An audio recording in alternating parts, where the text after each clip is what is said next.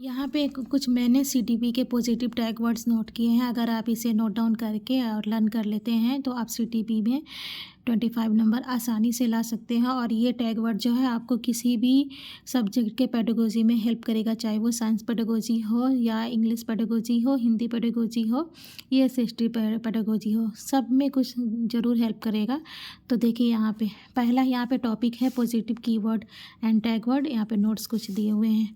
तो पहला है चाइल्ड सेंटर्ड लर्निंग। जैसा कि आप सभी को पता है कि सीटीपी में जो लर्निंग होता है वो चाइल्ड सेंटर्ड होता है, ना कि टीचर सेंटर्ड। टीचर सेंटर्ड नहीं होता है, पहले ज़माने में टीचर सेंटर्ड होता था।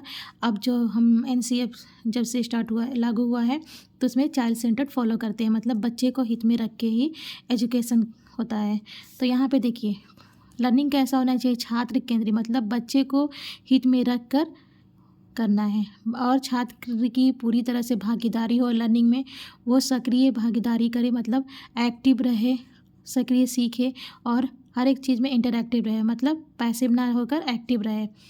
शिक्षक यहाँ पे क्या करेगा, बच्चों को मार्गदर्शक का काम करेगा, मतलब वो उसको गाइड करेगा और बच्चे को रटा के कुछ नहीं करना है, याद करवा के रटा के ये सब मेथड जो है यूज़ नहीं करते हैं, इससे बच्चा ज़्यादा नहीं सीखता है।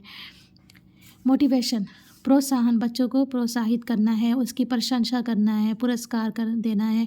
आंतरिक प्रेरणा होनी चाहिए। मेन बात यह है कि वो अगर बच्चा आंतरिक अंदर से वो प्रेरित होता है तो वो ज़्यादा सीखेगा। पॉजिटिव रेनफोर्समेंट पे ध्यान देना है। और उसके बाद है ये कंस्ट्रक्टिविज्म, खोज, बच्चा खोज आधारित होना चाहिए। बच्चे के अंदर खोज की जिज्ञासा ज़्यादा होना चाहिए, अन्वेषण की जिज्ञासा होना चाहिए, समस्या समाधान करने की एबिलिटी होनी चाहिए। और ये रिलेटेड है पियाजे और वाइगोत्स्की अप्रोच से। उसके बाद है एक्टिविटी बेस्ड लर्निंग। एक्टिविटी मतलब एक्टिविटी करके बच्चा जो सीखता है, अनुभवात्मक, प्रयोगात्मक, मतलब प्रयोग करके, कुछ प्रयोग करके व्यवहार में लाकर सीखता है। सहयोगी, बच्चे जो है एक दूसरे के सहयोग से सीखते हैं, चाहे वो टीचर हो, चाहे वो सहपाठी हो, चाहे वो माता पिता हो। विद्यार्थी की भागीदारी इसमें बहुत ज़रूरी होता है। उसके बाद होता है इंक्लूसिव एजुकेशन, मतलब समावेशी शिक्षा। वहाँ पे क्या है कि सभी अलग अलग, मतलब हमारे कंट्री में क्या है या पूरे देश में ही, हम तो अपनी कंट्री की बात करेंगे, तो हमारे कंट्री में क्या है कि बहुत से विविधता वाले बच्चे होते हैं, अलग अलग क्षेत्र से, अलग अलग मातृभाषा वाले बच्चे अलग आते हैं। तो उनको क्या है कि एक ही स्कूल में एकदम समान नज़र से देखना है और एक ही तरीक़ा से पढ़ाना है, बट बच्चे को देखते हुए, मतलब वहाँ पे भेदभाव नहीं करेंगे, ठीक है। और यहाँ पे क्या है, सभी विद्यार्थियों को सबका सम्मान करना है, चाहे वो अमीर हो, गरीब हो, किसी भी जाति को, किसी का भी धर्म का हो, किसी भी क्षेत्र का हो, सबका जो है यहाँ पे सम्मान करना है। टीचिंग स्ट्रेटजीज, समूह कार्य चर्चा, मतलब समूह में कार्य करना है, चर्चा करना है, डिबेट्स करने हैं, क्वेश्चन आंसर करने हैं, प्रदर्शन करना है। तो इससे क्या है, बच्चा ज़्यादा सीखता है। और यहाँ पे क्या होता है कि इन सभी चीज़ों को करने पर समझ पर ध्यान, बच्चों को समझ ज़्यादा आती है, समझ पर ध्यान केंद्रित है। असेसमेंट मतलब होता है मूल्यांकन। बच्चे का निरंतर मूल्यांकन होना चाहिए। रचनात्मक मूल्यांकन होता है। रचनात्मक मतलब होता है फॉर्मेटिव असेसमेंट।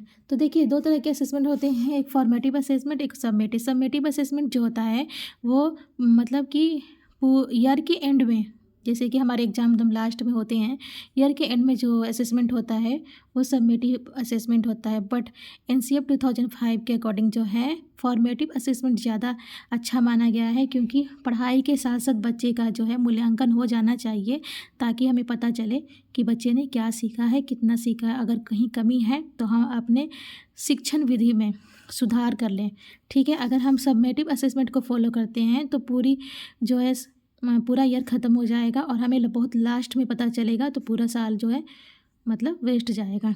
तो इसलिए पढ़ाई के साथ साथ मूल्यांकन करना है, ठीक है। और उसके बाद यहाँ पे लर्निंग इम्प्रूवमेंट पर फोकस होता है कि लर्निंग में कुछ इम्प्रूवमेंट होना चाहिए। अब आते हैं इमोशनल डेवलपमेंट। बच्चे में आत्मविश्वास को बढ़ाना चाहिए, सकारात्मक व्यवहार करना चाहिए, सहानुभूति से उसके पेश आना चाहिए, सामाजिक और भाव का विकास करना चाहिए बच्चों के साथ। क्लासरूम एनवायरनमेंट कैसा होना चाहिए, सुरक्षित होना चाहिए। बच्चा जो है क्लासरूम में अपने आप को सुरक्षित फ़ील करे, सेफ़ फ़ील करे और बच्चों के साथ सहयोग से पेश आना चाहिए। मतलब उसको ऐसा फ़ील हो कि अगर मैं कहीं प्रॉब्लम में हूँ तो टीचर हमारी हेल्प करेंगे। और पोषणकारी होना चाहिए, मित्रवत होना चाहिए, फ्रेंडली होना चाहिए।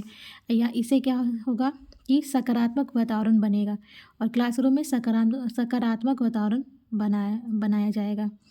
तो इससे बच्चा ज़्यादा सीखेंगे। लर्निंग आउटकम क्या है? उपलब्धि, कौशल, अर्जन, समझ। बच्चा जो है अर्जित करके ज़्यादा सीखता है, समझ के ज़्यादा सीखता है। अगर कोई कौशल करता है तो ज़्यादा करता है, सीखता है। मतलब ऑब्ज़र्व करके बच्चे जो है ज़्यादा सीखते हैं। तो ये सभी थे CDP के पॉजिटिव टैग वर्ड। आप इसको नोट डाउन कर लें और नोट डाउन करके लर्न कर लें और ये इंशाल्लाह आपको जो है CDP में अच्छे नंबर लाने में बहुत ज़्यादा हेल्प करेगा। तो मैं यहाँ एक अच्छे से यहाँ पे आपको दिखा दे रही हूँ, आप इसको नोट डाउन कर लीजिए।